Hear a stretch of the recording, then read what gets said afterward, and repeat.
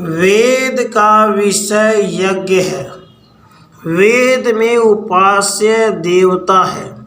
यज्ञ में भी उपास्य देवता होते हैं।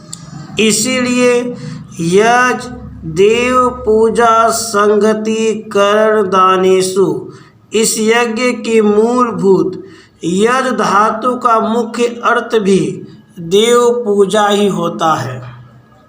देवता परमात्मा के ही अंग हुआ करते हैं। अंगों के बिना अंगी की पूजा नहीं हो सकती। इसलिए देव पूजन भगवत आराधन ही है। यही बात ब्राह्मण भागात्मक वेद में कही गई है।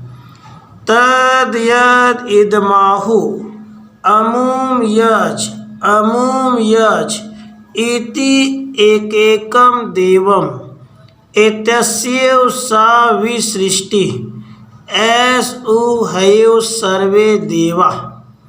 अर्थात देवता परमात्मा का ही विस्तार है।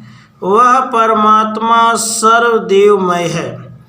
इस प्रकार मनुष्य स्मृति में भी कहा गया है, आत्मैव देवता सर्वमात्मन्यवस्थितम्। यहाँ पर श्री कुल्लुक भट्ट ने लिखा है, इंद्राद्यः सर्वदेवता परमात्मैव सर्वात्मत्वात् परमात्मनः। फलतः देव यजन भगवत आराधन ही है। अब प्रश्न यह है कि यज्ञ जो देव पूजनात्मक है, अग्नि द्वारा क्यों किया जाता है। इस पर ऋग्वेद में लिखा है, न रीते त्वामृता मादयन्ते। हे अग्नि, तेरे बिना देवता तृप्त नहीं होते। अग्ने व हवीर्द्याप देवान। यह स्पष्ट रूप से अग्नि को देवताओं के निमित्त हवि धारण करने वाला कहा गया है। अग्निहीम देवानां मुखम। यहाँ पर अग्नि को देवताओं का मुख स्थानीय कहा है। तब देवताओं की हवि का अग्नि में डालना भी युक्त सिद्ध हुआ।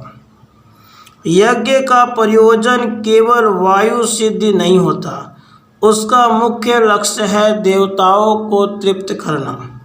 यदि यज्ञ का मुख्य लक्ष्य वायु शुद्धि मात्र होता तो उसमें बहुत महंगे घृत का उपयोग व्यर्थ था। उससे भी सस्ते पदार्थों से वायु की सिद्धि हो सकती थी और फिर वह कार्य दुर्गंधित स्थानों पर करना पड़ता। उस समय वेद मंत्रों के पढ़ने की आवश्यकता भी नहीं थी। वस्तुतः यज्ञ देवताओं को तृप्त करने वाला होता है। देवताओं का भक्ष्य घृत हुआ करता है। जब देवाप्सरा उर्वशी पुरुरुवा के पास आकर रही थी और उससे उसके खाने के लिए पूछा गया था, तब उसने उत्तर दिया था, घृतम में वीर भक्ष्यम स्यात्। इससे देवताओं का भक्ष्य घृत सिद्ध होता है। केवल पुराण में ही नहीं, यही बात ब्राह्मण भागात्मक वेद में भी कही गई है। घृतस्य स्तोक सकृदहम आस्नानम तामेव इदम तात्रिपाना चरामिति। यहाँ पर भी कहने वाली उर्वशी है। केवल यही नहीं, किंतु मंत्र भागात्मक वेद में भी यही बात कही गई है। घृतस्य स्तोकम सकृदहन आश्रानम। इस मत में उर्वशी ऋषि वक्तरी है और पुरुरवा देवता प्रतिपाद्य। इसी कारण देव पूजनात्मक यज्ञ में भी देवताओं की तृप्ति के लिए घृत प्रयुक्त किया जाता है। तभी शतपथ ब्राह्मण में कहा है, एतद् वै देवानां प्रियम धाम यद आज्यम घृतम आज्येन जुहोति। इससे स्पष्ट हुआ कि यज्ञ अंग हवन में देवताओं की तृप्ति के लिए ही घृत डाला जाता है। वेद मंत्र इसलिए पढ़े जाते हैं कि यज्ञ वेद का विषय है। यज्ञ होता है देव पूजा के लिए, तब वहाँ वेद मंत्रों की आवश्यकता भी होती है, क्योंकि वेद मंत्रों के विषय देवता भी होते हैं। इसलिए निरुक्त में यज्ञ के समय देवता का मन से ध्यान करना भी लिखा है। यस्यै देवतायै हवि गृहतम स्यात् ताम मनसा ध्यायेत्।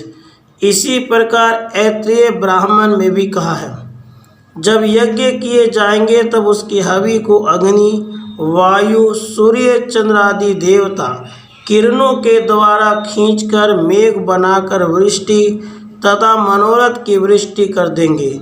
इससे अवान्तर रूप से वायु सिद्धि भी हो जाएगी। पर मुख्य उद्देश्य देवताओं का पूजन या तृप्ति है। इसी कारण श्रीमद् भगवत गीता ने भी कहा है, सह यज्ञः पर्जः सृष्टवा पुरुवाच प्रजापति अनेन प्रस्विष्य ध्यमेश वो सिक्त अष्टका मधुक देवान भावयतानेन ते देवा भावयन्तु वह परस्परम भावयन्तः श्रेयः परम वाप्स्यथ इष्टान भोगान ही वो देवा दास्यन्ते यज्ञ भाविता। इससे यज्ञ देव पूजा का पर्यायवाचक सिद्ध होता है।